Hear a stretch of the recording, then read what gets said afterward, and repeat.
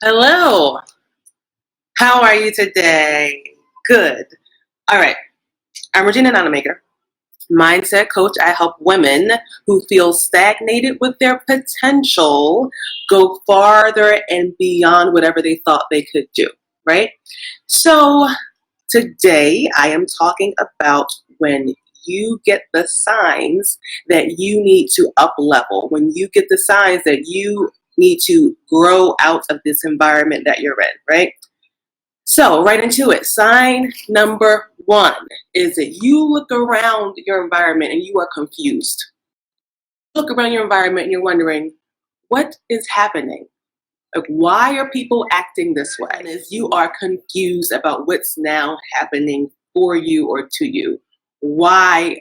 Why is this person doing this? Why is this person still involving themselves or still interacting with their old spouse, or why are they still drinking every fucking day when they know that maybe this isn't the best thing for them? So just looking around your environment and thinking around what used to be familiar, what used to be normal to you, and you're wondering, why is this happening? And this can be in terms of not even knowing your purpose. It can be in terms of just figuring out why you're still doing things. Maybe you need a career change.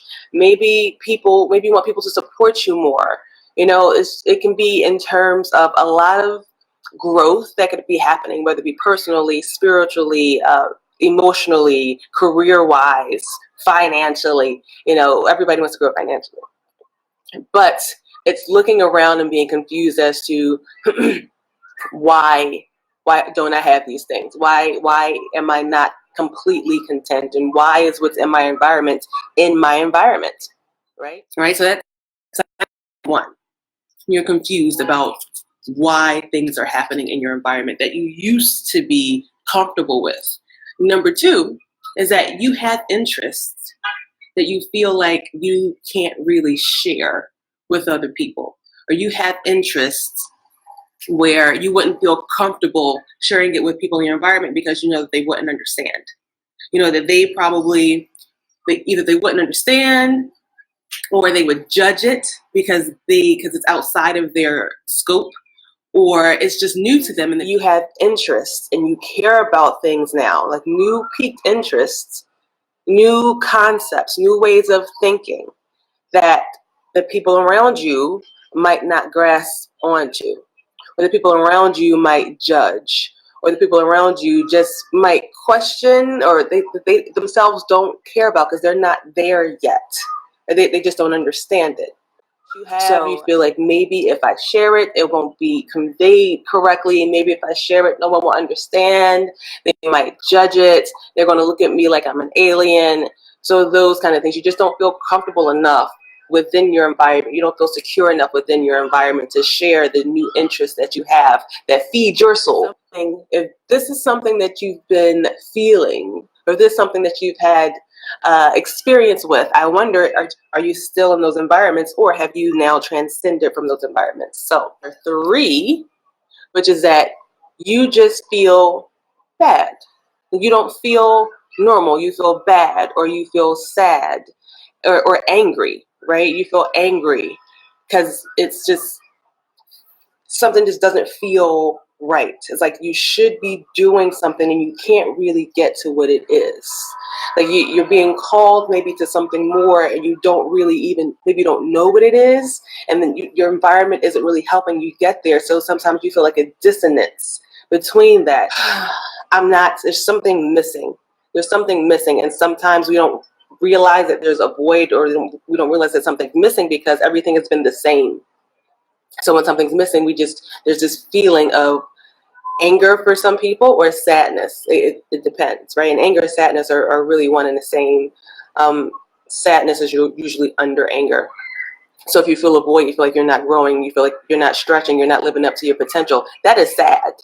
That is sad, and it may then translate into anger when you want to protect and cover up that feeling. I mean, and it sucks when no one understands, and you have all these things inside of you. It's like you have these things inside of you that you want to share, and you have things inside of you that you want to share, and you have things inside of you that you know make you feel good, and like you just want to express, right? And this is where that authentic expression comes in. When you can't really authentically express what's intrinsically inside of you, then it creates feelings of dissonance and anger or sadness and just not feeling right. And when your environment, when it used to be okay, and you just feel these feelings, and you're thinking, well, what's wrong with me? And it's nothing wrong with you per se. Suddenly it's like nothing else changed. Why do I feel this way? Is there something wrong with me? Should I be doing something differently? And it's no, it's not anything is never wrong with you. There's changes that are happening within you that are right for you, but the environment is wrong for your changes. And that's what happens. So that's when you feel the sadness or the anger, when you are emotionally and personally, spiritually restricted. It doesn't feel good. So that's what happens. And that's sign number 4 is not caring, right? And so 4 and 3 can sort of go together a bit, where it's like maybe you felt just sad or angry and you don't know what the feelings are or what are going on, what these feelings mean for you. So then you're just like, I don't care anymore. You know, I don't care about how I'm feeling. I don't trust how I'm feeling, or you don't care about the things that are happening in your environment, right? So it goes along with being confused too. Like when things are happening in your environment, you're just thinking, well, why is this happening? And it takes up too much energy for you to even conceive or fathom why people are doing the things that they're doing. You tend not to care then.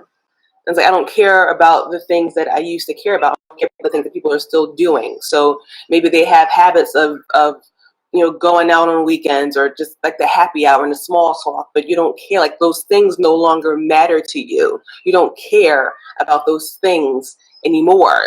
The value of those things versus what's happening inside of you and the growth that you're being called to, it peaks in comparison, pales in comparison to what you know is more available to you, but nobody's around to help guide you through these new feelings that you have. So it just feels foreign, and you don't know why.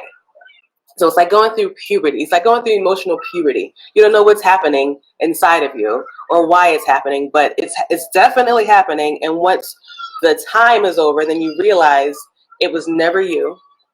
It was the environment. It was your growth that needed to take place in order for you to get to where you've been. Allow to happen. You have to allow distance to be had. You have to allow people to get out of your life. You know, you have to cut some people out and then paste some other people in. That's how that's going to go. And the 5th one, I guess, it's daydreaming. So I have daydreaming down here.